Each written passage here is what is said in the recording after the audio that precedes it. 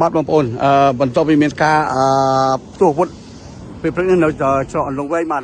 នៅស្រុកលងវែងនៅច្រកចំសង្ងាំបាទអញ្ចឹងបន្ទាប់ពីក៏បាត់ដល់ម៉ោងការបិទការឈប់បាញ់បាទអញ្ចឹងយើងឃើញស្នូអាវុធហាក់ដូចជាស្ងាត់ហើយអញ្ចឹងខ្ញុំ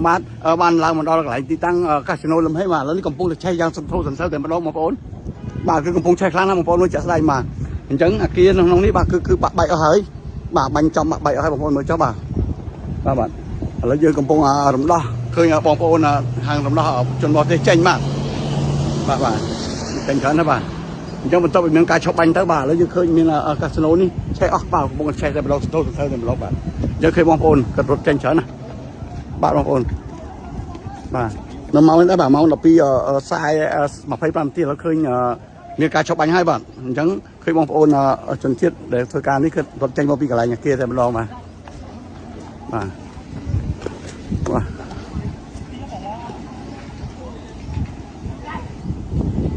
បាទអញ្ចឹងនៅក្នុងអាគារនេះយើងឃើញបាទនៅបងប្អូនជួយតាមដានជាមួយខ្ញុំអស់គ្នាបាទខ្ញុំអត់បានអត្ថាធិប្បាយទេបាទអញ្ចឹងចាំមើលបងប្អូនតែម្ដងបាទ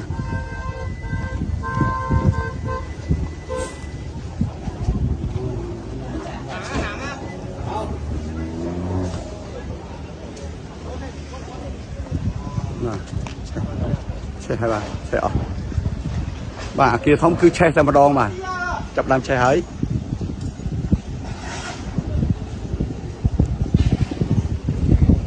បាទនេះខ្ញុំបាននៅក្នុងកាស៊ីណូតែម្ដងបាទស្រុកលងវែងថ្ងៃទី27ឆេះតិចវាយកហើយនេះជួយមកស្រុកលងវែងពងឆេះហើយតិចហើយแต่วิ่งนี่แช่อ้อยบอกเขาได้เนี่ยแช่อ้อยคุณทราบบอกเลยแช่อ้อยติดอ้อยอะไรอย่างเด็กติดอย่าวิ่งอะไรแช่ตรงนี้เลยแช่คาสิโนแช่ស្រួលយ៉ាត់ជន់បៃ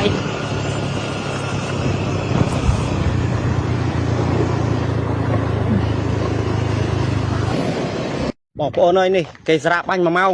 ម៉ោង 2:10 ម៉ោង 1គេបាញ់ទៀតឥឡូវនេះស្រាក់គ្រាប់ឲ្យខ្ញុំរត់ចេញមកឲ្យបងប្អូនអើយកាស៊ីណូនៅច្រកលងវែងច្រកជាប់ឆេះតិចទីអស់ហើយថ្ងៃទី27អូឥឡូវនេះខ្ញុំចាប់បានគេផ្អាកបាញ់មិញឥឡូវបានចេញនៅ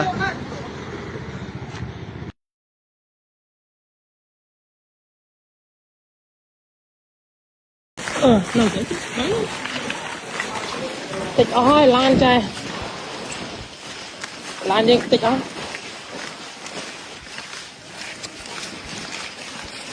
ជុំ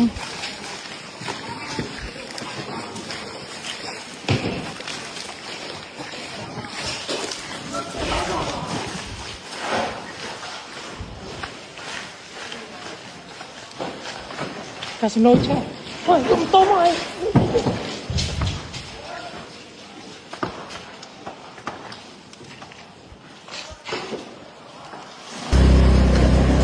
បងនេះឡាននេះបងអូឡានមើលឲ្យឡាននៅនឹងបងពងឆេះហើយតិចហើយ